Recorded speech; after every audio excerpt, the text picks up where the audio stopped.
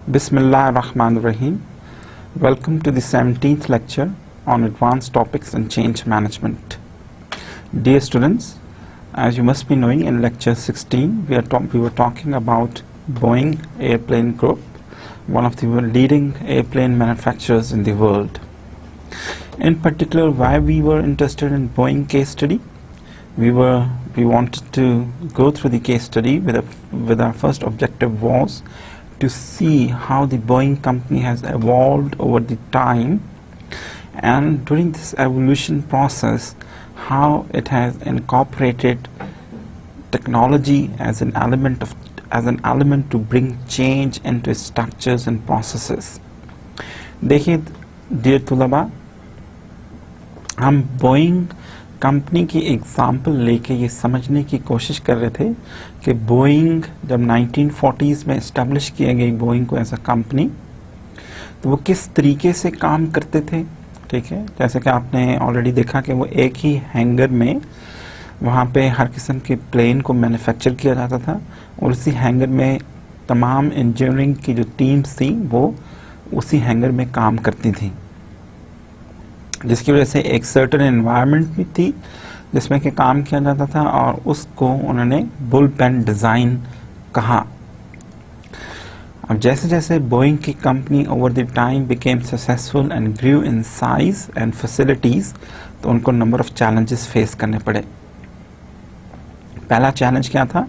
पहला चैलेंज था कि वो अपनी हाई क्वालिटी ऑफ कम्युनिकेशन और कोऑर्डिनेशन को between different engineering departments maintain करना चाहते थे। और देन अगेन उनकी जो उसमें से जो स्ट्रक्चरल चेंजेस थे, क्योंकि अब टीम्स डिस्पर्स हो चुकी थी through out 50 different locations in United states and in 23 locations world wide. तो इस डिस्पर्शन की वजह से अब जो एक कोऑर्डिनेशन का चैलेंज था या कम्युनिकेशन का चैलेंज था, उसको कैसे ओवरकम किया जाता था, इस चीज़ को हम देख रहे थे। देन अगेन हमने ये देखा कि टेक्नोलॉजी अब उनको कैसे हेल्प आउट कर सकती थी। ट्रेडिशनली जो थे वो लोग पेपर पेंसिल से की मदद से एक 2 डायमेंशनल डिज़ाइन क्रिएट किया करते थे। ठीक है, इस 2 डायमेंशनल डिज़ाइन को देन डिफरेंट इंजीनियरिंग टीम्स जो हैं वो मिल के इस पे काम करती थी, और देन जो था एक मॉकअप या एक मॉडल डिज़ाइन किया जाता था विद चीप मटेरियल्स। और उसका मकसद क्या था कि देखा जाए कि जो डिज़ाइन है इसमें पर्टिकुलरली स्ट्रक्चरल और सिस्टम्स के में कोई क्लैश तो नहीं या कोई कॉन्फ्लिक्ट तो नहीं। ठीक है, फॉर एग्जाम्पल अगर एक डक्ट कहीं से गुजरनी है तो क्या वो जहाज़ के स्ट्रक्चर को तो नहीं कोई नुकसान पहुंचाती। इस चीज़ को या इन एरर्स को वो मॉकअप डिज़ाइन या मॉकअप प्लेन तैयार करके आइडेंटिफाई किया करते थे, और फिर रीवर्क करके अपने सिस्टम्स अगर कोई कॉन्फ्लिक्ट या क्लैश आते थे तो उनको रीवर्क करके दूर किया जाता था। ठीक है, अब इसमें टाइम ज़्यादा इन्वॉल्व था, और कभी कभार जब जैसे जैसे ऑर्गेनाइजेशन जो टेक्नोलॉजी कॉम्प्लेक्स होती गई, जहाज़ जो हैं वो एडवांस होते गए, तो बहुत सारी जो एरर्स थे वो मैन्युफैक्चरिंग की स्टेज पे आइडेंटिफाई होना शुरू हो गए। अब इससे बोइंग की कारकर्दगी जो थी वो कैसे मुतासर हो रही थी? बोइंग की कारकर्दगी इस तरह मुतासर हो रही थी कि अगेन उनको मैन्युफैक्चरिंग को इंजीनियरिंग और डिज़ाइन वालों से रब्ता करना पड़ता था कि जी कि इसमें ये एरर आ रहा है, इसको आप रीडिज़ाइन कीजिए या रीवर्क कीजिए। अब this prove to be costly, and again जो जहाज़ था वो उसके जो मॉडल की डेवलपमेंट थी वो शेड्यूल उसका मुतासर होता था। ठीक है, आज लेक्चर 16 में जहां हमने इस चीज़ को एंड किया था वहां से हम रीस्टार्ट करते हैं। और लेक्चर 16 में अगर आप को याद हो तो हमने इस चीज़ की बात की थी कि इंक्रीज स्पेशलाइजेशन की वजह से बहुत सारी प्रॉब्लम्स क्रिएट हो रही थी कोऑर्डिनेशन कम्युनिकेशन में। ठीक है, एरर्स इंक्रीज हो रहे थे।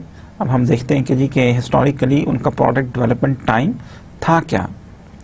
अब देखिए टेबल 3 जो है पेज 9 पे वो हमें बताता है कि historically how much time they needed to develop a new model. For example 707 का जो मॉडल था वो 36 मंथ्स में डिज़ाइन किया गया। उसका जो इनिशियल डिज़ाइन था that took 36 months, 727 39 months, 737 34 months, 747 44 months, 757 45 months और 767 जो है उसको 48 मंथ्स लगे। 777 का जो मॉडल था that took 54 months to develop. दो कि 777 के मॉडल में उन्होंने latest technology cat technology, computer aided design systems, CATIA जो जिसको हम आगे देखते हैं वो इस्तेमाल किया, लेकिन still it took a little bit much more longer time to design it. अब देखिए, अब हम चेंजेस की बात करते हैं कि उन्होंने वो कौन सी इनोवेशंस थी जो कि 777 के डेवलपमेंट प्रोसेस में उन्होंने इंट्रोड्यूस की ताकि बेहतर तौर पे डिज़ाइन प्रोसेस जो है उसको इंक्रीज़ किया जा सके, जहाँ डिज़ाइन के प्रोसेस और इंजीनियरिंग और मैन्युफैक्चरिंग में जो फॉल्ट्स बाद में, जो एरर्स बाद में सामने आते हैं, उनको डिज़ाइन की फेस पे ही एलिमिनेट किया जाए और रीवर्क की कॉस्ट कम से कम की जाए। और ये कॉस्ट क्यों कम करना ज़रूरी था? हमने ऑलरेडी बात की है कि मार्केट प्रेशर्स की वजह से, क्योंकि एयरलाइंस जो थी वो अब एक्सपेंसिव जहाज़ नहीं खरीदना चाहती थी। They wanted more efficient, more fuel efficient and more cost effective airplanes, ठीक है, क्योंकि मार्केट बड़ी हाईली कम्पिटिटिव है, एयरलाइन इंडस्ट्री जो है वो हाईली कम्पिटिटिव है।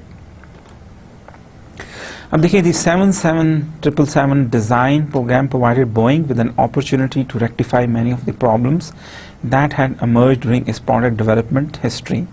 In response to need for change, the company implemented two complementary innovations: a digitally based design system and cross-functional design build team known as DBTs. देखिए, इन चीज़ों को, इन challenges को meet करने के लिए उन्होंने दो इनोवेशंस इंट्रोड्यूस की थी। पहली इनोवेशन क्या थी? A digitally based design system introduce किया और एक cross functional design build teams introduce की गई। ठीक है, एक तो टेक्नोलॉजी की इंट्रोडक्शन है, और टेक्नोलॉजी के इंट्रोडक्शन के साथ साथ दूसरी इंपॉर्टेंट चेंज क्या है? दूसरी इंपॉर्टेंट चेंज है the way they are working now. ठीक है, उस टेक्नोलॉजी के चेंज के रिस्पॉन्स में उन्होंने जो डिजिटल डिज़ाइन टीम्स इंट्रोड्यूस किए हैं, that is a structural change. अब डिजिटल डिज़ाइन क्या है? Several computing tools were acquired and developed to support the 777 digital design effort. The centerpiece of the system, known as CATIA, was developed by Dassault Systems of France, a firm with significant presence in European defense industry. अब देखिए, 777 के लिए उन्होंने जो basic software acquire किया वो एक France की कंपनी थी, लेकिन उसके लाइसेंस को हासिल करने के लिए इन्होंने क्या किया? IBM की मदद दी, और IBM ने ये कैटिया का लाइसेंस US के लिए हासिल किया। और IBM और बोइंग की एक जॉइंट एफर्ट की वजह से उन्होंने ये एक जो digital computer aided design system, जिसको उन्होंने कैटिया का नाम दिया है, उसको उन्होंने नया 777 जो है एयरप्लेन, उसको डेवलप करने के लिए यूज़ किया। देखिए, बेसिकली ये प्रोग्राम जो था वो फ्रांस की कंपनी ने डेवलप किया था, लेकिन इसको US में बोइंग के लिए इसका लाइसेंस जो था वो IBM ने हासिल किया। ठीक है, और बोइंग के कहने पे ये किया गया। CATIA and its supporting systems delivered several potential advantages to 777 design program. Drawings shown in 3 dimensions permitted the early identification of physical interfaces among parts and systems. Without digital design, structural incompatibilities often went unnoticed until the mock-up stage, or in some cases until the plane was in production. Boeing developed in-house several extensions of CATIA, which aided the digital design process. 3 of these enhanced the visibility of interfaces by allowing the designers to take a virtual ride through 3-dimensional image of the interior of a plane. नहीं, यहाँ पे वो कह रहे हैं कि जी कि अब एक latest computer aided design system की मदद से उनको फ़ायदा क्या हुआ, उसके बेनिफिट क्या थे। देखिए, वो कहते हैं जी विदाउट डिजिटल डिज़ाइन जो था वो स्ट्रक्चरल इनकम्पैटिबिलिटीज़ जो थी दे ऑफन गेट अननोटिस्ड। बहुत सारी मॉकअप की स्टेज पे तो आइडेंटिफाई हुई थी, लेकिन कुछ इनकम्पैटिबिलिटीज तब तक आइडेंटिफाई नहीं हो सकती थी जब तक कि जहाज प्रोडक्शन की स्टेज पे नहीं पहुंचता था। ठीक है, अब बोइंग ने इस सिस्टम को फर्दर थोड़ा सा मॉडिफाई किया, जिसकी वजह से कि एक 3 डायमेंशनल व्यू ले सकते थे वो जहाज का, और जो इंजीनियर्स थे वो देख सकते थे कि उसमें कोई डिज़ाइन एरर्स हैं या नहीं। फर्दर एग्रोनॉमिक्स की मदद से वो देख सकते थे कि इसमें सीटिंग अरेंजमेंट कैसे की जा सकती है। Digital design tools also had the ability to support information exchange across geographically dispersed design locations in the US, Canada, Europe, and Japan. Previously, engineers had often been left in dark with respect to the decisions made in other disciplines. The mailer sheets historically used for initial drawings required that all decision makers be present in the same room to view them. With CATIA, the mailer sheets and drawing boards no longer were seen as being necessary because designers located in multiple sites could simultaneously view the same design or drawing on their computer screens. देखिए, पहला फ़ायदा जो है, एक और जो बड़ा फ़ायदा है डिजिटल डिज़ाइनिंग सिस्टम इंट्रोड्यूस करने की वजह से, वो बोइंग को क्या हुआ। अब क्योंकि कंप्यूटर की मदद से डिज़ाइंस डेवलप किए जा रहे थे या डिज़ाइंस डेवलप किए जा रहे थे, तो अब जो डिस्पर्स टीम मेंबर्स थे उनको फिजिकली एक रूम में उनका प्रेजेंट होना लाजमी नहीं था। वो अपने अपनी कंप्यूटर स्क्रीन पे उस डिज़ाइन को देख सकते थे और अपना फीडबैक प्रोवाइड कर सकते थे, जहाँ वो अपने कंप्यूटर स्क्रीन पे बैठे हुए डिस्कशन का पार्ट बन सकते थे। इससे पहले उनको फिजिकली एक रूम में प्रेजेंट होना पड़ता था, सबको एक जगह आना पड़ता था, एक जगह बैठ के वो उस शीट को, डिज़ाइन शीट को स्टडी करते थे, देखते थे और जो प्रॉब्लम्स थी उनको डिस्कस करते थे। अब अगर कोई इंजीनियर जापान में बैठा है, अगर कोई इंजीनियर कनाडा में बैठा है या यूएस में बैठा है, तो उनको फिजिकली एक रूम में जमा होना इसकी कोई बाकी ज़रूरत नहीं थी, जिसकी ज़रूरत बाकी नहीं थी। अब वो डाइपर्स लोकेशन से भी कंप्यूटर की मदद से आपस में इंटरेक्ट कर सकते थे। Another advantage of the digital design process was the elimination of physical mock-up phase in the new product development cycle. When interfaces could be managed digitally, a physical mock-up added no perceived value. In comparison to the previous design experiences, the digital design system was expected to reduce the number of changes and errors by 50%. और एक और important advantage उनको क्या हासिल हुआ, ठीक है, हमें ये बता रहे हैं कि एक और इम्पॉर्टेंट एडवांटेज ये था कि अब हमें फिजिकल मॉकअप्स डिज़ाइन करने की ज़रूरत नहीं थी, जहाँ हमें एक फ़िज़िकल मॉडल जो है उसको डेवलप करने की ज़रूरत नहीं थी, क्योंकि अब हम डिजिटली देख सकते थे कि इंटरफेसेस आपस में प्रॉपरली कनेक्ट हो रहे हैं या नहीं, या सिस्टम्स और स्ट्रक्चर्स में कोई कॉन्फ्लिक्ट है या नहीं। ठीक है, और इसकी वजह से कम से कम वो समझते थे कि जो रीवर्क के एरर्स हैं वो 50% कम हो जाएंगे। Boeing used the phrase digital product definition to describe its new design technology. The word digital captured the essence of CATIA and the extension programs that supported it. As drawings were rendered on the computer screen, the systems automatically translated them into numerical description through the use of coordinate point indicators. The advantage of such a system was that it enabled an engineer to readily merge drawings of two interdependent parts and to determine if the two designs were compatible. अब यहाँ पे further वो technology के use के आपको advantages पता है जो कि बोइंग ने टेक्नोलॉजी इनकॉर्पोरेट करने की वजह से हासिल किए, कि अब डिजिटल डिज़ाइन की वजह से इंजीनियर्स जो हैं उनको ये आसानी हुई कि वो दो डिफरेंट ड्राइंग्स को आपस में मिक्स कर सकते थे, आपस में मर्ज कर सकते थे और देख सकते थे कि दोनों की मर्जर की वजह से कोई एरर्स तो नहीं क्रिएट हो रहे। ठीक है, under the pre digital system the joining of two drawings required special expertise in descriptive geometry and careful measurement of all drawing dimensions. Computers were sometimes used to support this process, but much of the work was done by hand. Depending on the level of knowledge of the engineer, the process could be subject to translation error. Additionally, changes in one drawing would require the time-consuming reassessment of geometric dimensions for all drawings that needed to intersect with it. Thus, the digital design system was seen as a real advancement of its potential to save time and reduce errors. यहाँ पे हमें वो बता रहा है कि पहले काम कैसे हो रहा था. देखिए चेंज कैसे आ रहा है कि पहले काम कैसे हो रहा था. पहले वो ड्राइंग्स को जो है उनके कोऑर्डिनेट्स डेवलप किए जाते थे और एक स्पेशलिस्ट जो था, स्पेशल एक्सपर्ट जो था, जो कि जियोमेट्री में बड़ा एक्सपर्ट होता था, वो केयरफुल मेजरमेंट्स करके देखता था कि जनाब ये ड्राइंग्स आपस में किस तरह मर्ज होंगी, इंटरसेक्ट कैसे करेंगी. ठीक है, और ये उसके जो स्पेशलिस्ट था उसकी एक्सपर्टीज़ पे डिपेंड करता था कि वो उन ड्राइंग्स को कैसे ट्रांसलेट करता है, और ट्रांसलेशन का जो प्रोसेस था वो सब्जेक्ट टू एरर था. लेकिन कंप्यूटर्स ने आके ये मसला बड़ा आसान कर दिया. ठीक है, मिनटों सेकंडों में ड्राइंग्स को मर्ज किया जा सकता था, and this reduce the time and also reduce the errors. अब दूसरा जो चेंज उन्होंने इंट्रोड्यूस किया था वो क्या था? They introduced design build teams in parallel. अब देखिए जहां उन्होंने एक नई टेक्नोलॉजी जो थी वो अडॉप्ट की, वहां से उसके साथ साथ कुछ और भी तो चेंजेस करनी पड़ती है ना टेक्नोलॉजी को अडॉप्ट करने के लिए. तो वो उन्होंने डिज़ाइन बिल्ड टीम्स की सूरत में वो चेंजेस की. In parallel with the adoption of 100% digital design, Boeing made another significant change, the implementation of a cross-functional team structure for the 777 development program.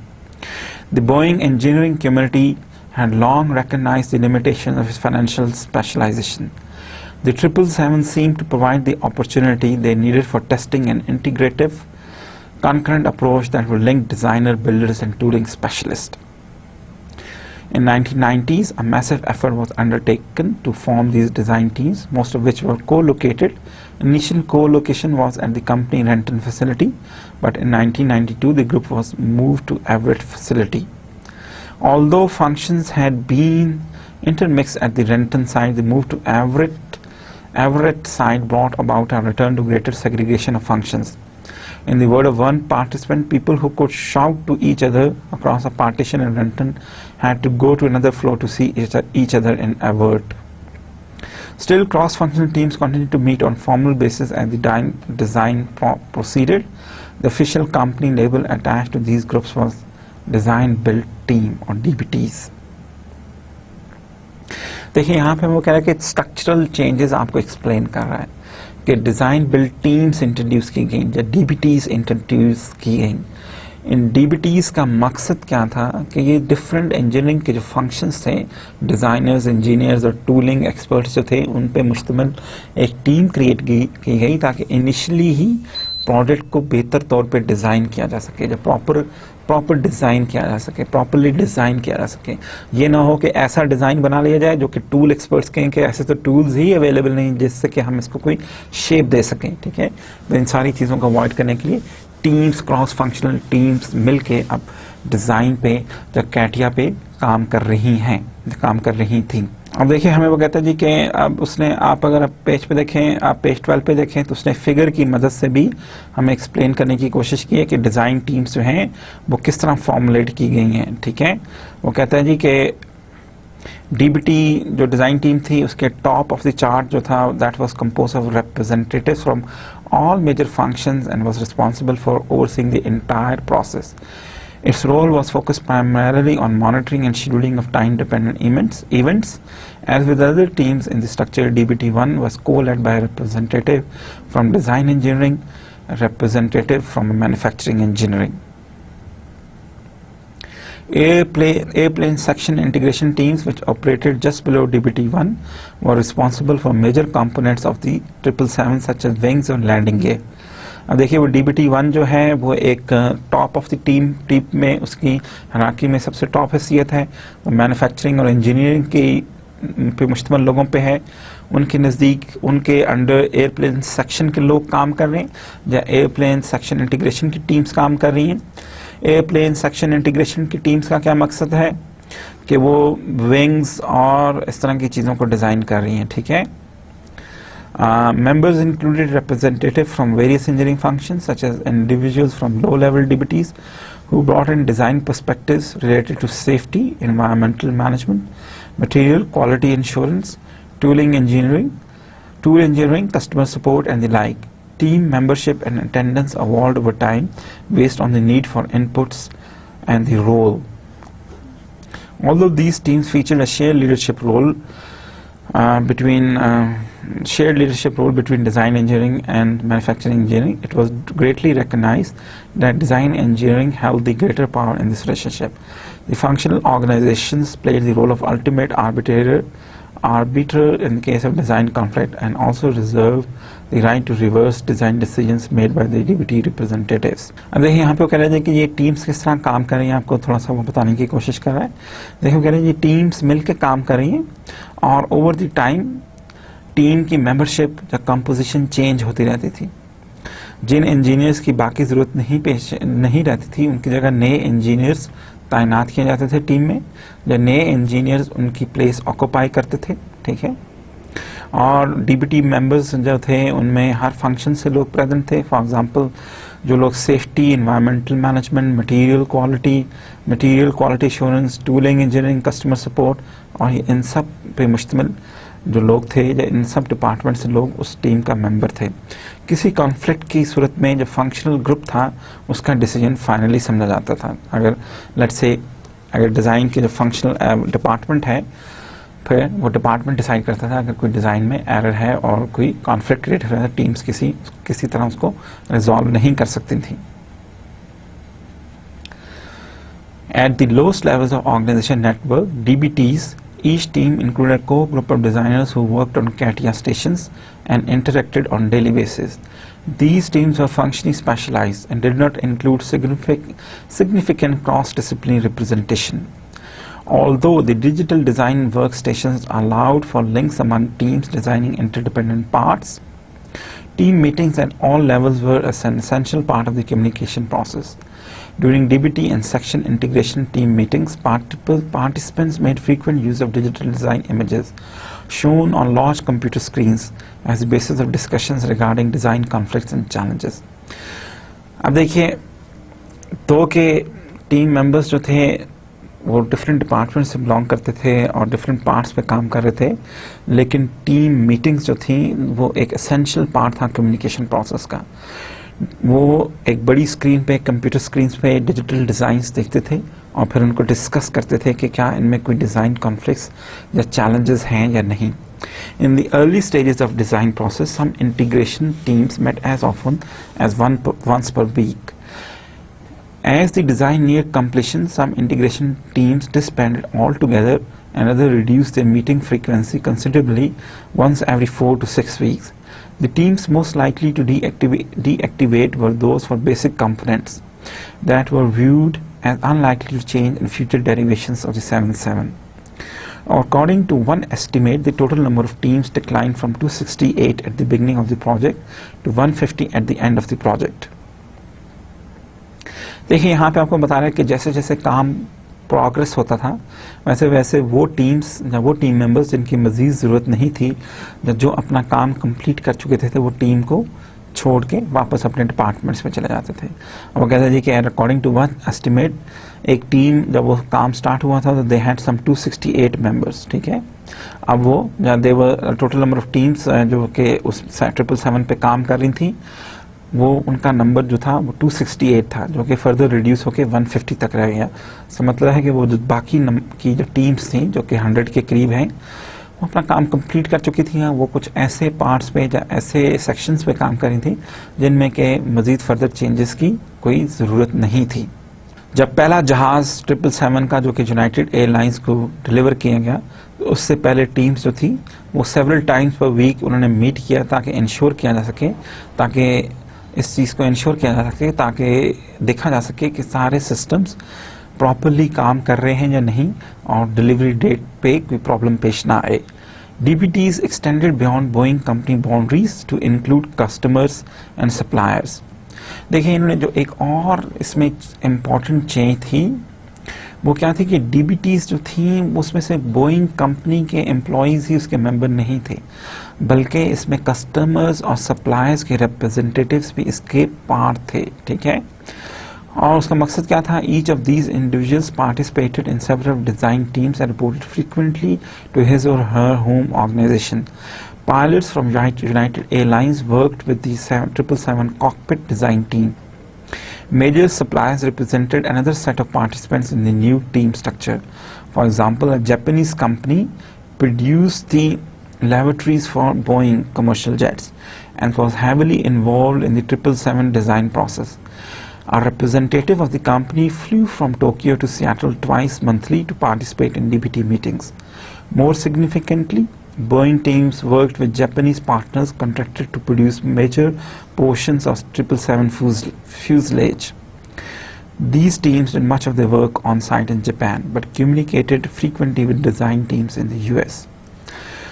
देखिए यहाँ पे वो कह रहे हैं कि कैसे इंटीग्रेट किया है उन्होंने FMS है ना, फ्लेक्सिबल मैन्युफैक्चरिंग सिस्टम के एग्जांपल में. जब फ्लेक्सिबल मैन्युफैक्चरिंग सिस्टम्स को जब हम देख रहे थे तो हमने ये बात की थी कि वहाँ पे सप्लायर्स के साथ जो है एक आर्म लेंथ सिस्टम नहीं रखा जाता, बल्कि सप्लायर्स को इंटीग्रेट किया जा सकता है, कस्टमर्स को भी इंटीग्रेट किया जा सकता है.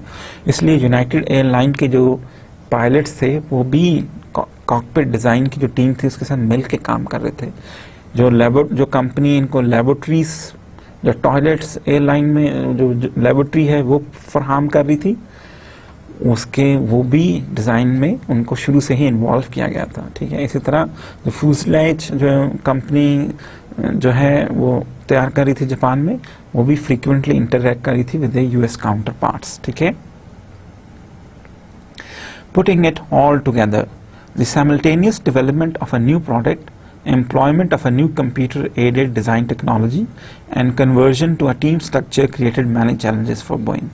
For example, extensive technical training was required for all employees who would be using the digital design system. Additionally, employees needed assistance in adapting to new reporting relationships and communication patterns. The total cost of implementing and operating CATIA and related systems were difficult to assess with complete accuracy, but hardware, software and training expenses exceeded the company's original estimates by fairly large margin. अब देखिए यहाँ पे अब वो हमें कह रहे हैं कि जी ये technology, computer aided design technology और टीम स्ट्रक्चर जो है उसने बहुत सारे चैलेंजेस क्रिएट किए. फॉर एग्जांपल, एम्प्लॉयज़ को एक्सटेंसिवली ट्रेन करना पड़ा ताकि वो नया डिजिटल डिज़ाइन सिस्टम आसानी से यूज़ कर सकें. ठीक है. फिर उनको उनके जो रिपोर्टिंग पैटर्न्स थे वो भी चेंज हो गए. उनको टीम का जो इंचार्ज था उसको भी रिपोर्ट करना पड़ता था और उनके जो फंक्शनल हेड्स थे उनको भी रिपोर्ट करना पड़ता था. ठीक है. तो रिपोर्टिंग रिलेशनशिप्स और कम्युनिकेशन पैटर्न्स में भी चेंज था. अब देखिए वो कहते हैं जी total cost of implementing and operating CATIA and related system was difficult to assess with complete accuracy, but hardware, software and training expenses exceeded the company original estimates by fairly large margin. Although digital design and the creation of the associated DBT structure had been costly, Boeing officials felt that the system would more than pay for itself over time. Some of the payoff would be realized in longer term because the digital design technology would permit Boeing engineers to continue to be geographically dispersed and to quickly create error-free customized configurations as new order come in. अब देखिए जो Boeing की जो management थी उनका ख्याल था कि ये जो कैटिया का सिस्टम है और ये जो डीबीटी का स्ट्रक्चर है ये बोइंग के लिए फ्यूचर में इंतहाई फ़ायदेमंद साबित होगा. वो क्यों, इसकी क्या रीजंस हैं? वो कहते हैं जी इसके रीजंस क्या हैं कि बोइंग के इंजीनियर्स के लिए अब ये पॉसिबल है कि वो फिजिकली डिस्पर्स्ड लोकेशंस पे बैठ के काम कर सकते हैं. अगर एक इंजीनियर जापान पे है तो उसको यूएस आने की ज़रूरत नहीं. अगर एक इंजीनियर जो है वो कनाडा में बैठा है तो उसको भी यूएस आने की ज़रूरत नहीं. वो कंप्यूटर्स की मदद से और जदीद टेक्नोलॉजी और नेटवर्क्स की मदद से आसानी से एक दूसरे से इंटरेक्ट कर सकते हैं. और अब इस डिजिटल टेक्नोलॉजी की मदद से जो है इंजीनियर्स जो हैं वो कस्टमर्स की इंडिविजुअल नीड्स को मद्देनजर रखते हुए आसानी से स्पेसिफिकेशंस में भी चेंजेस कर सकते हैं. एडिशनली जब जो इनिशियल मॉडल है उसके बाद फर्दर मॉडल्स में कॉस्ट कम की जा सकती है. फर्दर मॉडल्स जो हैं वो कॉस्ट इफेक्टिव मैनर में जो है उनको डेवलप किया जा सकता है. अब देखिए यहाँ पे एक क्वेश्चन पैदा होता है कि is this worth it? As the first commercially available 777 rolled out on the runway and soared into the sky on its way to customer delivery in May 1995, Boeing officials were in midst of an analysis of lessons learned from this complex new undertaking. The process had involved tremendous risk, a new product, a new method of organizing work, and a complex new design technology. The design of new plane had taken 54 months, according to Larry Olson, Director of Computing, Change, Errors and Rework. The preeminent measure of success had shown a 60 to 90% improvement over previous design efforts. In spite of this success, the company had concerns about the process and felt the lessons learned from the effort would require serious review prior to extension of 777 methods to other airplane programs. अब देखिए उनका जो director of computing था, अब वो उसका जब उन्होंने एक पहला प्रोडक्ट जो 777 का था वो यूनाइटेड एयरलाइंस को डिलीवर किया, तो उस वक्त उनकी जो कंपनी की टॉप मैनेजमेंट थी बोइंग की, वो किस क्वेश्चंस पे गौर कर रही थी या किस एस्पेक्ट्स पे गौर कर रही थी। टॉप मैनेजमेंट ये गौर कर रही थी कि क्या ये जो हमने लेटेस्ट टेक्नोलॉजी इंट्रोड्यूस की है या नए प्रोसेस या डीबीटी स्ट्रक्चर्स इंट्रोड्यूस किए हैं, आर दे वर्थ इट, और क्या इनको दूसरी जो हमारे एयरप्लेन्स या हमारे दूसरे और जो बिजनेसेस हैं, लाइक हम मिलिट्री एयरक्राफ्ट बनाते हैं या और मॉडल्स बनाते हैं, उन पे एक्सटेंड किया जा सकता है स्ट्रक्चर को, या इस तरह के तरीक़ेकार को उन पे एक्सटेंड किया जा सकता है या नहीं। दो के सिस्टम की वजह से they had 60 to 90% improvement over the previous design efforts, लेकिन स्टिल दे वर वरीड कि आइदर इसको इफेक्टिवली दूसरे ग्रुप्स पे इम्प्लीमेंट किया जा सकता है या नहीं किया जा सकता। अब देखिए इसकी वजह से जो कुछ स्ट्रक्चरल चेंजेस थी वो क्या हैं, या कुछ जो स्ट्रक्चरल इफेक्ट थे डिजिटल डिज़ाइन टेक्नोलॉजी के या कंप्यूटर एडेड डिज़ाइन टेक्नोलॉजी के, वो बोइंग के स्ट्रक्चरल या ह्यूमन रिसोर्स के पॉइंट ऑफ व्यू से उसकी इम्प्लीकेशंस क्या थी वो हम देखते हैं। और देखते हैं कि पहला जो हमारा है, हम कहते हैं कि कैरियर पाथ इश्यूज़ के लिहाज से इसकी इम्प्लीकेशंस क्या थी। Some managers concerned about career path issues for the employees under the company traditional functional structure, an entry-level employee could clearly envision the route to the top of his or her organization unit. With the cross-functional orientation, lateral moves between teams provided employees with valuable development experiences, but did not always give them vertical exposure they needed to advance in the organization. As a result of these concerns, one employee remarked to her manager at the end of a very successful one-year cross-functional project, "That was a great experience, but do not ask me to do anything like that again." देखिए सबसे पहले जो concerns career के लिहाज से, जो structure के लिहाज से रेज हुए, वो क्या थे कि जी के एम्प्लॉयज़ थे उन्होंने कैरियर कंसर्न्स शो किए। उन्होंने कहा जी अगर हम क्रॉस फंक्शनल टीम्स में काम करेंगे, दो ये हमारे लर्निंग के पॉइंट ऑफ व्यू से बहुत अच्छा एक्सपीरियंस है, we have learn how to work in teams, we have learn new technologies, लेकिन हम जिस फंक्शनल डिपार्टमेंट में काम कर रहे हैं और उससे एक साल हट के हम एक नई टेक्नोलॉजी पे काम करते हैं, तो we lose learning within our functional department, और we lose out from within our functional department, जो कि हमारे लिए ज़्यादा इंपॉर्टेंट है अगर हमें अपने तरक्की करनी है, जहाँ हमें जो है नेक्स्ट स्टेज पे जाना है विद इन दी बोइंग, ठीक है, जहाँ हमें जो है हमारी development within the Boeing के as an entry level employee to the top management अगर हमें जाना है, तो उसमें ये वर्टिकल या क्रॉस फंक्शनल टीम्स में जो हम काम कर रहे हैं इसका क्या रोल होगा हमारी फर्दर कैरियर डेवलपमेंट में, ठीक है। तो एम्प्लॉयज़ पहला इशू क्या था, एम्प्लॉयज़ अपने कैरियर पाथ्स के बारे में they raise their concerns. Performance evaluation and incentives. Members of some teams were uncertain about how their performance would be evaluated. Generally, though, functional managers had responsibility for evaluating those who reported to them, even when an employee did most of his or her work away from the functional unit. As one member noted, "I am making some important contributions to my DBT, but my functional boss really doesn't know what I am doing over there." ये performance evaluation and incentives के लिहाज से भी employees ने concern show किए। उन्होंने कहा जी कि हम अगर डीबीटी पे काम कर रहे हैं और एक एम्प्लॉय ने कहा कि मैं डीबीटी में बहुत इंपॉर्टेंट काम किया मैंने, लेकिन मेरा जो फंक्शनल मैनेजर है जिससे मेरी एवेल्युएशन करनी है वो उसके बारे में उसको जो है कोई इन्फॉर्मेशन नहीं है, तो अब मेरी एवेल्युएशन कैसे होगी, जहाँ मेरे इंसेंटिव्स उनसे कैसे मुतासर होंगे। Another issue, learning to work together. Under the company traditional work system, people had generally worked with others who shared the mindset, training and language of a particular discipline.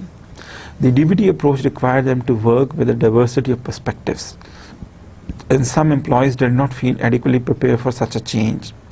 This led to frustrations for some employees because of the delays in decision making that seemed to occur in functionally diverse teams. एक और जो पहलू था वो क्या था कि culture की वजह से जो प्रीवियस एग्जिस्टिंग कल्चर था जिसमें कि टीम्स में लोग काम नहीं करते थे बल्कि अपने डिपार्टमेंट्स में काम करते थे, उसकी वजह से कुछ थोड़े से जो है वो इश्यूज क्रिएट हुए। पहले जो थे लोग वो अपने डिपार्टमेंट में काम करते थे, they used to work with similar sort of people, एक ही तरह की उनकी टेक्निकल लैंग्वेज थी, तो दे फेल्ट वेरी कंफर्टेबल। लेकिन अब जब वो क्रॉस फंक्शनल टीम्स में उन्होंने काम किया तो उस डाइवर्सिटी की वजह से दे फेल्ट सर्टन प्रॉब्लम्स, वो समझते, और कुछ एम्प्लॉयज जो थे दे फेल्ट फ्रस्ट्रेटेड क्योंकि उसकी वजह से वो समझते थे कि decision making is taking a long time. Company officials noted that some teams were more effective than others. It appeared that the most successful team viewed themselves as being collectively responsible for their design component. Other teams adhered to the requirement that they have regular meetings, but there was no synergy among the disciplines represented. These teams were most likely to be unofficially disbanded and stop meeting as project wore on. देखिए company officials ने ये note किया कि वो teams जिनमें एक synergy थी और जो अपने डिज़ाइन ऑब्जेक्टिव्स अचीव करने पे उनका फोकस था, वो उन्होंने तो बहुत सक्सेसफुली काम किया। ठीक है कि उन टीम्स ने तो इंतहाई सक्सेसफुली अपने डिज़ाइन ऑब्जेक्टिव्स अचीव किए। लेकिन इसके बरक्स वो टीम्स जो ये समझती थी कि रेगुलरली मीट करना बहुत ज़रूरी है, लेकिन आपस में उनके ग्रुप में कोहेशन पैदा ना हो सकी, आपस में ग्रुप मेंबर्स में कॉन्फ्लिक्ट्स दूर ना हो सके, तो वो टीम्स ऑटोमेटिकली डिस्बैंड हो गई या ख़त्म हो गई as the project moved on. Elizabeth ऑटियस जो थी, जो कि director of production and tool engineering थी for this 777, summed up the challenge. A successful design-build team is much more than a cross-functional, co-located group of individuals. In the truly successful DBT, members behave in a collaborative manner, addressing the total product entity rather than simply representing their functional interest. तो इसको उनके एक director ने कैसे sum up किया है, उसने कहा जी कि जो एक ट्रूली डिज़ाइन बिल्ड टीम्स हैं, क्रॉस फंक्शनल टीम्स हैं, वो एज अ ग्रुप काम करती हैं, ठीक है, एज अ इंडिविजुअल नहीं, और वो अपने डिफरेंसेस अपने फंक्शनल इंटरेस्ट को साइड पे रख के कोशिश करती हैं कि प्रॉब्लम को रिजॉल्व किया जाए। It was clear that not all 777 DBTs had met their expectations. So it is very clear कि सारी DBT टीम्स जो हैं वो सक्सेसफुली काम नहीं कर सकी। जो एक्सपीरियंस ने शो किया कि सक्सेसफुली सारी DBT टीम्स जो हैं वो अपनी जॉब्स जो हैं उनको हैंडल नहीं कर सकी, और बहुत सारी DBT टीम्स जो थी ड्यूरिंग द प्रोसेस उनको डिस्बैंड करना पड़ा। Discontinuities in team membership. As the 777 program grew, human resource needs became clarified or changed, often resulting in the movement of personnel across team assignments. Team leaders found it difficult to keep group members focused on their objectives and working harmoniously through an established group culture. Disruptions in team membership were viewed as contributors to some design performance problems. As one employee remarked, "We just got started working together, really developing a rhythm. When 2 members were reassigned and 3 more came in, it was like starting over again." देखिए वो कहते जी कि एक और जो problem identify की गई वो क्या थी कि टीम मेंबर्स जो थे वो फ्रीक्वेंटली चेंज हो रहे थे कुछ टीम्स में, ठीक है। उसकी वजह से प्रॉब्लम क्या हुई कि अगर एक टीम एक पर्टिकुलर डिज़ाइन पे काम कर रही थी और 2 टीम मेंबर्स जो हैं वो किसी और टीम के पार्ट बना दिए गए और 3 नए मेंबर आ गए, तो they had to start again, ठीक ठीक है, और फिर उनमें वो टीम कोहेशन एक ग्रुप फीलिंग क्रिएट करने में it took a long time, और वो सारे प्रोसेस को डिस्टर्ब कर देती थी, and they had to start it over again. Manufacturing input के लिहाज से क्या प्रॉब्लम थी, एक और जो इम्पोर्टेंट एस्पेक्ट है जिसको कि बोइंग की टॉप मैनेजमेंट ने डिस्कस किया वो था manufacturing input. Another problem stemmed from DBT affiliations with manufacturing. Although most design teams were co-led by design engineering and manufacturing engineering representatives, members of the manufacturing engineering community sometimes felt that their ideas took a backseat to those of design engineering. Additionally, manufacturing engineers were not always in touch with the actual needs of manufacturing personnel on the shop floor. Because of this gap in understanding, their input regarding design for manufacturability did not always result in ease of assembly for airplane mechanics. Even when shop floor representatives were involved in DBTs, they felt that their influence on the design process was minimal at best. As a consequence, design for manufacturability was not given the consideration that had been anticipated. As one engineer remarked, we did not plan the build part of DBT as well as we could have. देखिए, manufacturing input के लिहाज से faced another problem, और वो क्या था कि manufacturing की कोहेशन जो थी वो दूसरे डिज़ाइन इंजीनियर्स के साथ इतनी अच्छी नहीं थी, ठीक है, और मैन्युफैक्चरिंग इंजीनियर्स जो है वो समझते थे कि डिज़ाइन वाले जो हैं वो ज़्यादातर अपनी चलाते हैं और उनके आइडियाज़ को इतनी ज़्यादा इम्पोर्टेंस नहीं देते, ठीक है। Additionally, manufacturing engineers were not always in touch with the actual needs of manufacturing personnel on the shop floor. और एक और जो देखा गया ड्रॉबैक वो क्या था कि जो मैन्युफैक्चरिंग की इंजीनियर्स जो कि DBTs में काम कर रहे थे वो उनमें एक गैप पैदा हो गया उन लोगों से जो कि एक्चुअली मैकेनिक्स जो कि जहाज़ों पे काम करते थे, ठीक है, जो कि असेंबली लाइन पे काम करते थे, ठीक है। इस डिफरेंस की वजह से, एक गैप की वजह से दे वर एक्चुअली नॉट अवेयर के जी के बहुत सारे केसेस में उनको एक्चुअली इस चीज़ की उनमें ये कमी देखी गई, दे वर एक्चुअली नॉट अवेयर के एक्चुअली जो हैं मैन्युफैक्चरिंग इंजीनियर्स उन वो इस चीज़ को एक डिज़ाइन को किस तरह इंटरप्रेट करते हैं, ठीक है, उनको इस डिज़ाइन की वजह से क्या प्रॉब्लम्स फेस करनी पड़ सकती हैं, ठीक है। डिफरेंसेस दो के मकसद क्या था कि इन प्रॉब्लम डिज़ाइन और मैन्युफैक्चरिंग की टीम दोनों पर्सनल को इकट्ठा करने का एक टीम के अंदर मकसद क्या था कि इन प्रॉब्लम्स को कम से कम फेस करना पड़े, ठीक है, इन प्रॉब्लम्स को कम से कम जो है जो इनको अवॉइड किया जा सके, लेकिन ये पर्पस पूरा ना हुआ जिस तरह के होना चाहिए था। Differences in organization structure and assumptions about CATIA may have contributed to deficiencies in interactions between design and manufacturing. Design engineering was organized for function, that is structures, whereas operational personnel were organized for tasks, that is assembly. Because of this difference, it was difficult to find points of intersection where these two parts of organization could work in meaningful ways on DBTs. The problem of insufficient manufacturing involvement may actually have been compounded by one of the perceived strengths of digital design. One experienced engineer speculated that the software ability to identify design interfaces may have led to assumption that manufacturing input was unnecessary. The issue may have been further magnified because of lack of digital integration between manufacturing and design. Although the entire airplane had been defined digitally on CATIA system, manufacturing personnel noted that these definitions could not be translated directly to company numerically controlled machinery.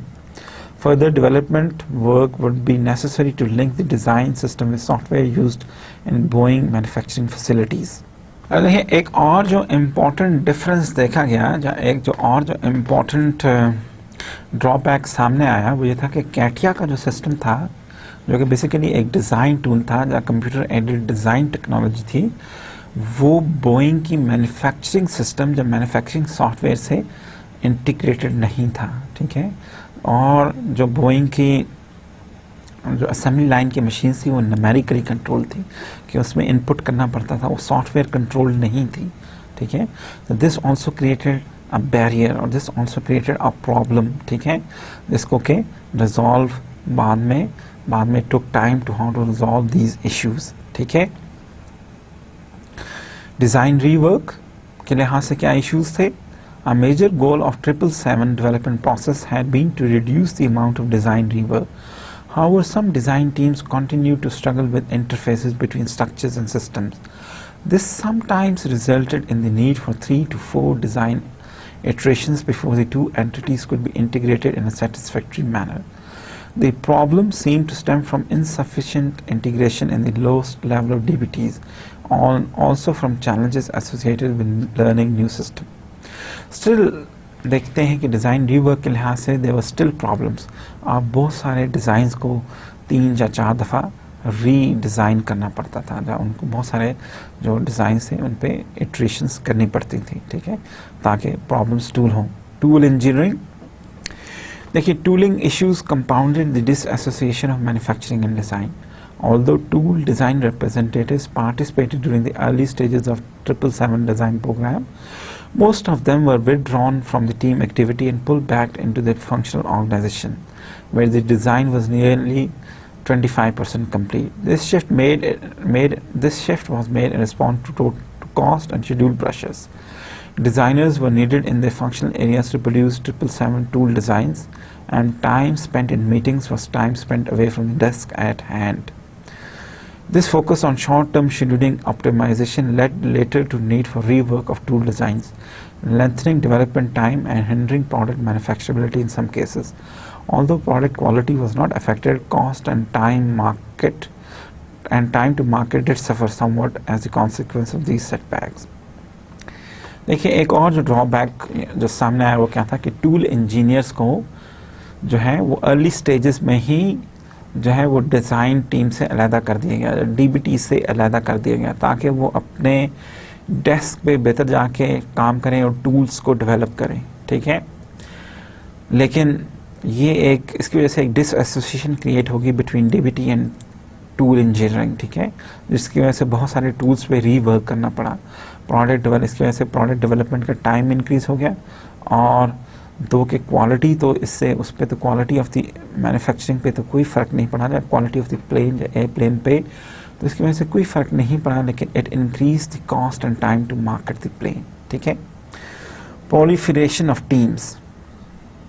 Another concern focused on the proliferation of teams, sometimes in cases where they were unnecessary. In fact, this problem extended beyond the 777 program to include many areas of the Boeing commercial airplane group. In the words of Bill Selby, Vice President and General Manager of the 737 and 757 programs, we have too many teams. We have been using teams for issues and problems that could have been handled more quickly and effectively by individuals. Others seem to agree that the company had perhaps become too enamored with teams, and they felt that individuals or ad hoc groups would have been more appropriate for some kind of standards. देखिए कुछ जो groups थे या कुछ जो engineering teams थी या कुछ जो टॉप मैनेजमेंट थी वो समझती थी कि company has become too much obsessed with team. इनमें से बहुत सारी प्रॉब्लम्स जो थी वो अगर इंडिविजुअल्स को असाइन की जाती, जहाँ अप्रोप्रिएट लोगों को इंडिविजुअल्स को जो प्रॉब्लम्स असाइन की जाती तो वो शायद जल्दी और बेहतर तौर पे रिजॉल्व की जा सकती थी एज़ कम्पेयर टू कि हर प्रोसेस या हर वर्क के लिए आप टीम में काम करें या हर असाइनमेंट को टीम ही रिजॉल्व करें. इसकी बजाय अगर कुछ प्रॉब्लम्स जो थी वो इंडिविजुअल्स को दी जाती या फंक्शंस को दी जाती कि वो उनको रिजॉल्व करें तो शायद वो जल्दी उन पे काम किया जा सकता था. Limitations of digital design. देखिए CATIA had fulfilled the company general expectations in general, although some issues still remain to be resolved. Some experienced engineers questioned whether it was possible to develop big picture conceptual designs on small computer screens and suggested that drawing boards were still needed to support innovative team activity in early design stages. They wondered if design elegance and innovation were being sacrificed for the sake of digital design. अब देखिए कुछ जो engineers थे उन्होंने कुछ और further questions raise किए और उन्होंने कहा जी कि देखें कि डिजिटल डिज़ाइन सिस्टम की वजह से जो उन्हें एक फ्रीडम हासिल था कि जो ड्राइंग बोर्ड पे वो ज़्यादा इनोवेटिवली डिज़ाइन कर सकते थे प्लेन को, या अपने आइडियाज़ को या एक हैंड से ड्रा करने में जो अपने आइडियाज़ को वो बेहतर तौर पे इम्प्लीमेंट कर सकते थे, क्या वो कंप्यूटर की एक स्मॉल स्क्रीन पे वो करना मुमकिन था? तो कंप्यूटर की स्मॉल स्क्रीन पे भी उसी तरह एक एलिगेंस और इनोवेशन जो है, वो एक एलिगेंस और इनोवेटिव माइंड के साथ काम करते थे ड्राइंग बोर्ड पे, क्या वो कंप्यूटर स्क्रीन पे करना पॉसिबल है? तो ये क्वेश्चंस भी कुछ इंजीनियर्स ने रेज किए. Some designers noted that although CATIA and supporting design programs provided excellent tools for identifying interfaces, that is, spaces where two or more parts would need to occupy the same physical space, they were not as effective in highlighting gaps, that is, places where parts are supposed to meet but do not. Additionally, training several thousand employees to effectively use the CATIA hardware and software was the biggest challenge that the company had expected. In order to become literate in the use of design technology, individual employees averaged 100 hours of CATIA training and some required 250 hours. Moreover, unless an employee used the software nearly every day, it was easy to slip back down to the learning curve. देखिए यहाँ पे वो CATIA की कुछ जो problems थी जो कि एम्प्लॉयज़ को फेस करनी पड़ी, या कुछ प्रॉब्लम्स जो कि कैटिया पे काम करते हुए एम्प्लॉयज़ ने फेस की, उनका जिक्र किया जा रहा है. तो कहते वो पहली प्रॉब्लम थी कि कैटिया जो है दो के वो अच्छा साबित हुआ कि गैप्स को आइडेंटिफाई कर सकता था, वो आइडेंटिफाई कर सकता था कि जी के इंटरफेसेस, लाइक फॉर एग्जांपल जहाँ पे दो पर्टिकुलर पार्ट्स हैं वो सेम फिजिकल स्पेस ऑक्यूपाई करते हैं, उनको तो वो आइडेंटिफाई कर देता था, लेकिन कैटिया की मदद से वो गैप्स आइडेंटिफाई नहीं कर सकते थे. For example places where parts are suppose to meet but they do not, जहाँ पे पार्ट्स को आपस में मिलना चाहिए लेकिन वो मिलते नहीं हैं. ठीक है, फिजिकली जब उनको डिज़ाइन को ड्रॉ किया गया, जब मॉकअप मॉडल डेवलप किया गया, तो वहाँ पे वो मिलते नज़र ना आए. तो ये जो गैप था ये कैटिया आइडेंटिफाई ना कर सका, तो एक सॉफ्टवेयर की प्रॉब्लम सामने आई. ठीक है. एडिशनल में कहा जी कि कैटिया को लर्न करना वाज वेरी एक्सपेंसिव. कुछ एम्प्लॉयज़ जो थे उनको 100 आवर्स ऑफ ट्रेनिंग चाहिए थी इससे पहले कि वो कैटिया को यूज़ कर सकते, और कुछ एम्प्लॉयज़ को up to 250 training hours required थे, और उसके बाद ही वो कैटिया को एज एक्सपर्ट यूज़ कर सकते थे. ठीक है. देन अगेन अगर ये डिपेंड करता था कि उनका इंटरेक्शन विद द सॉफ्टवेयर किस हद तक है. अगर कुछ दिनों तक वो कैटिया को यूज़ नहीं कर सकते या नहीं, या कुछ दिनों तक अगर वो कैटिया को यूज़ नहीं करते थे, तो अगेन उनकी जो एक्सपर्टीज़ थी उसका लेवल कम हो जाता था, जो अगेन उनके लिए मुश्किल हो जाता था कि वो कैटिया को दोबारा से किस तरह यूज़ करें. Modifications to the digital program occurred frequently as the company gained experience with its features, identified bugs, and saw the need for enhancement or corrections. These changes often resulted in experience of setbacks for designers. Although no figures were available regarding the total cost of CATIA and related program, it was apparent to all involved that hardware, software, and training learning costs had been very high. देखिए यहाँ पे हमें वो बता रहा है कि दो कोई फिगर्स अवेलेबल नहीं थे कि कैटिया ने कंपनी को क्या कॉस्ट किया. ठीक है, जो total cost of implementing the CATIA system क्या था. ठीक है, लेकिन इट वाज कंसिडर्ड जो ट्रेनिंग आवर्स, हार्डवेयर, जो सॉफ्टवेयर की कॉस्ट थी, दैट वाज कंसिडरेबल.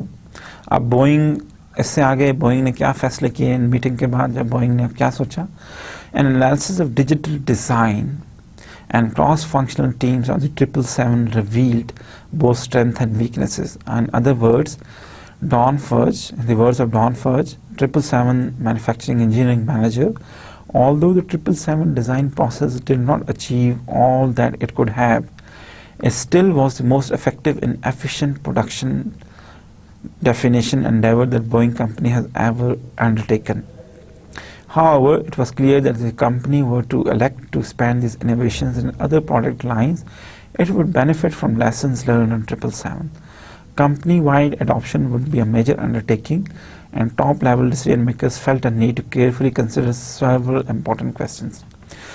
अब देखिए डॉन फैज जो कहता है कि जो कि एक इंजीनियरिंग मैनेजर था, उसने कहा कि दो कैटिया जो है वो पूरी तरह अपनी एक्सपेक्टेशंस जो थी वो मीट नहीं हुई, जो उसमें कुछ ना कुछ जो कमी थी वो रह गई, और बोइंग कंपनी ने कोशिश करी थी कि वो बग्स जो है उनको आइडेंटिफाई किया जा सके और करेक्ट किया जा सके, सॉफ्टवेयर को फर्दर डेवलप किया जा सके.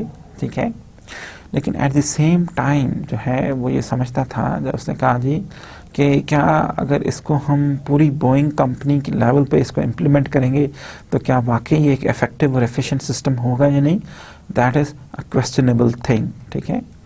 और इससे पहले कि हम इसको पूरे बोइंग कंपनी लेवल पे इम्प्लीमेंट कर दें, अभी सिर्फ देखिए कि ये जो कैटिया का सिस्टम था, ये सिर्फ 777 की जो टीम थी उसको उस पर एक्सपेरिमेंट के तौर पे उन पे इम्प्लीमेंट किया गया, जो कैटिया के सिस्टम को 777 टीम ने यूज़ किया। अब अगर पूरी बोइंग कंपनी लेवल पे ये सिस्टम इंट्रोड्यूस करना है या इम्प्लीमेंट करना है, तो बोइंग के जो सीनियर मैनेजमेंट थी, it had to consider several important questions. और वो क्वेश्चंस क्या थे? वो क्वेश्चंस कुछ इस तरह के हैं जिनके बारे में उनको सोचना था। Were the matrices of digital design and DBTs sufficiently demonstrable to warrant their proliferation company-wide? Are DBT concepts dependent on digital design, or is digital design dependent on DBTs? Could one have implemented without the other? Could one have been implemented without the other? Could the employment of digital design and cross-functional team concepts ensure Boeing ability to meet challenges of the future? If the company did engage in full-scale implementation of these two innovations, how would it measure the success? Beyond change, error and rework, what matrices are appropriate? If digital design technology and cross-functional teams are adopted company-wide, what would be the key elements of implementation phase? Are there any cues from Boeing's history and culture that might provide insights to the current questions? अब देखिए, Boeing की company जहाँ इस project को implement कर रही थी, जहाँ कैटिया के सिस्टम को जो है और डिजिटल डीबीटीज या डिजिटल डिज़ाइन टीम्स को जो है वो या डिज़ाइन बिल्ड टीम्स को जो है पूरे कंपनी लेवल पे बोइंग की टीम जब इम्प्लीमेंट करने जा रही थी, उससे पहले उनको कुछ क्वेश्चंस पे बड़ा डीपली सोचना था और गौर करना था। वो क्या थे कि क्या डीबीटीज जो हैं, क्या उनका कोई या डिजिटल डिज़ाइन और डीबीटीज जो हैं, क्या वो वाकई इतनी एफिशिएंट हैं, जहाँ उनमें कोई ऐसा कोई हमें एडवांटेज नज़र आया है कि उनको कंपनी वाइड हम इम्प्लीमेंट करें? क्या डीबीटीज और डिजिटल डिज़ाइन एक दूसरे पे इंटरडिपेंडेंट हैं या इनको अलग-अलग इम्प्लीमेंट किया जा सकता है?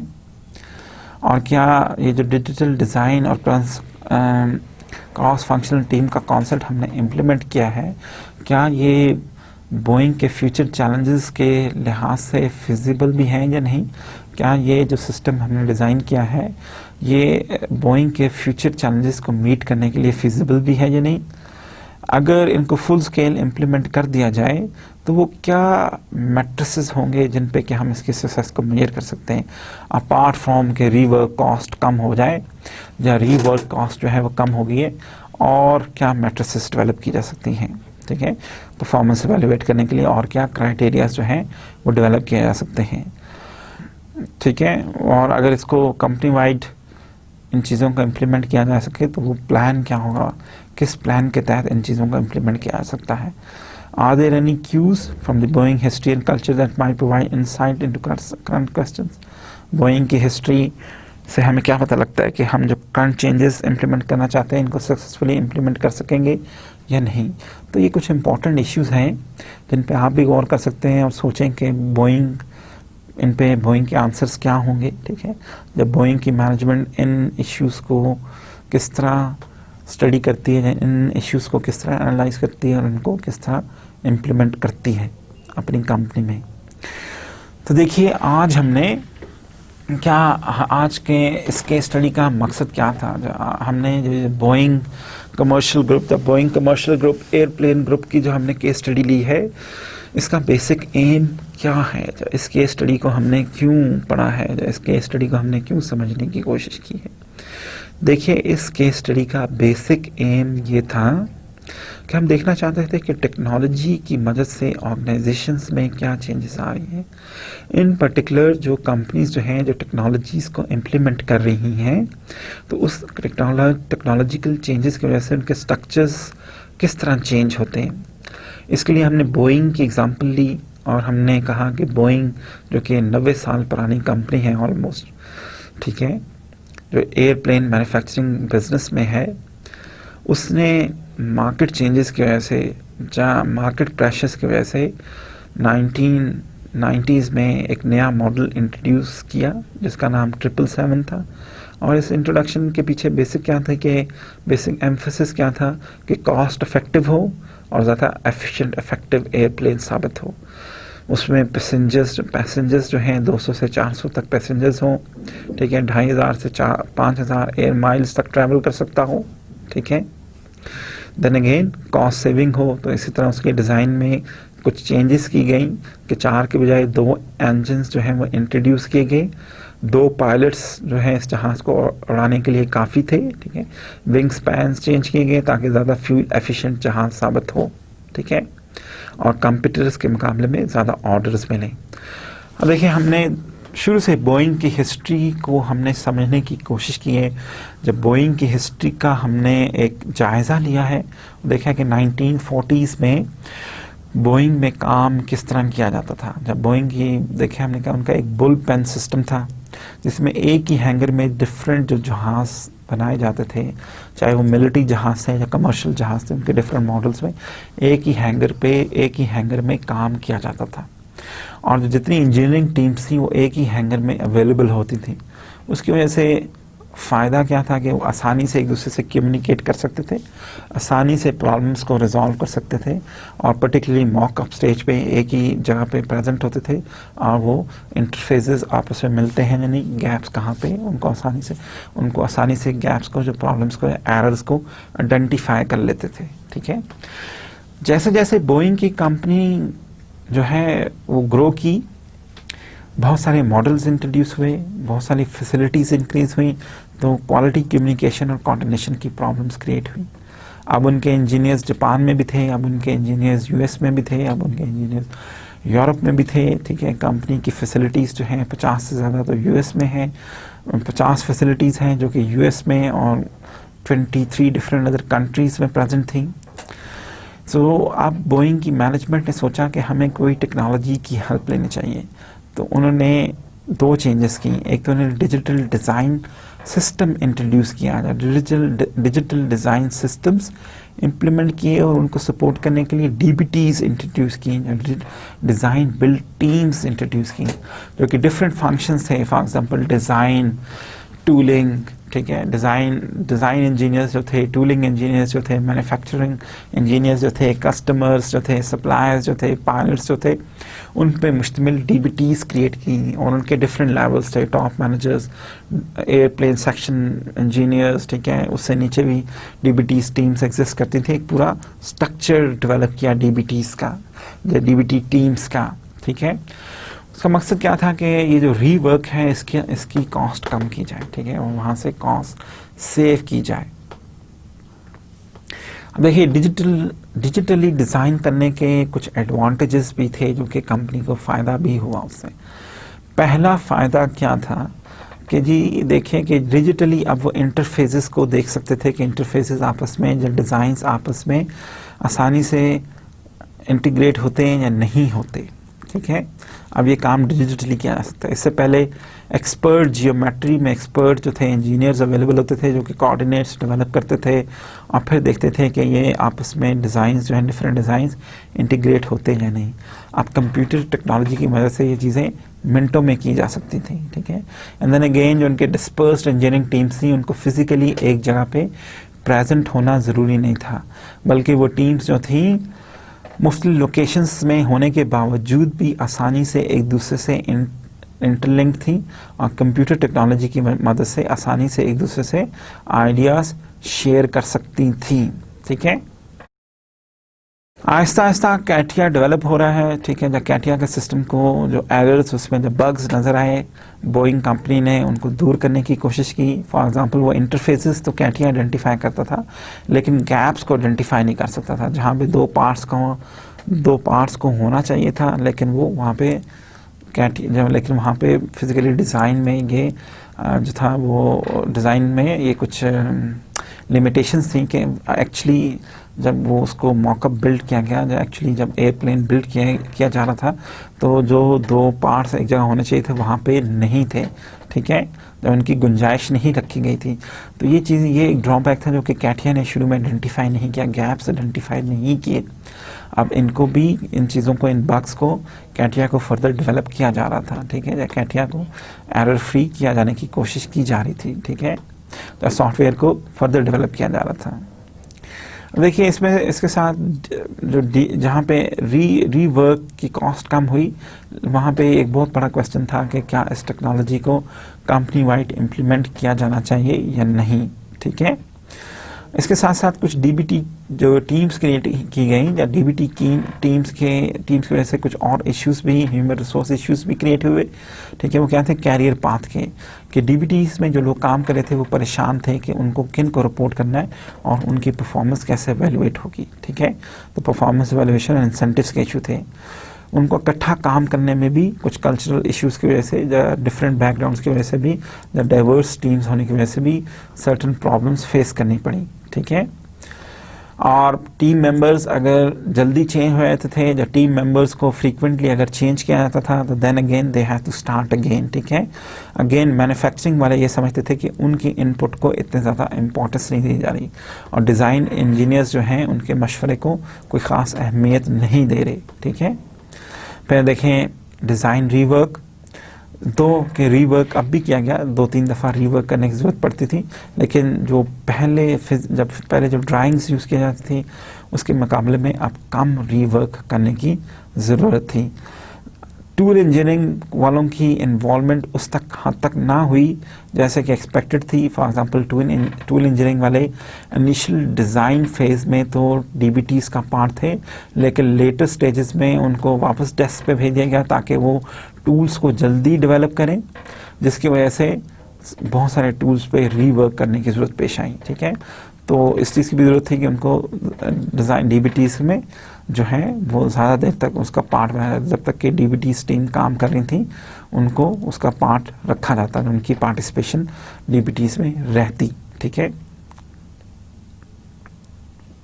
अब देखें, अब इसमें ये इशू था कि जी क्या ये टीम्स जो हैं, इस तरह की टीम्स पूरे कंपनी पे इम्प्लीमेंट की जा सकती हैं या नहीं, और कैटिया की अपनी लिमिटेशंस थी कुछ जो कि ऑलरेडी हम डिस्कस कर चुके हैं, तो क्या इनको कंपनी वाइड इम्प्लीमेंट किया जा सकता है या नहीं। तो यही एक सबसे बड़ा क्वेश्चन है जो इस पे कि बोइंग की टीम इस वक्त 1995 में गौर कर रही थी, क्या कैटिया और डीबीटीज़ को, क्या इनके इतने एडवांटेजेस हैं कि पूरी बोइंग की ऑर्गेनाइजेशन पे इम्प्लीमेंट किया जा सकता है या नहीं। तो डियर तलबा या अजीज़ तलबा, आज के हमारे लेक्चर का मकसद क्या था? आज के हमारे लेक्चर का बेसिक एम ये था कि हम केस स्टडी की मदद से ये देखना चाहते थे कि टेक्नोलॉजिकल चेंजेस जो हैं उनकी वजह से स्ट्रक्चरल चेंजेस कैसे आती हैं और वो ह्यूमन रिसोर्स सिस्टम्स को कैसे अफेक्ट करती हैं, ठीक है। तो नेक्स्ट टाइम इंशाल्लाह हम अगेन ऑर्गेनाइजेशन ग्रुपिंग या ऑर्गेनाइजेशन स्ट्रक्चर्स के बारे में पढ़ेंगे। तो आज के लिए इतना ही। अल्लाह हाफिज़।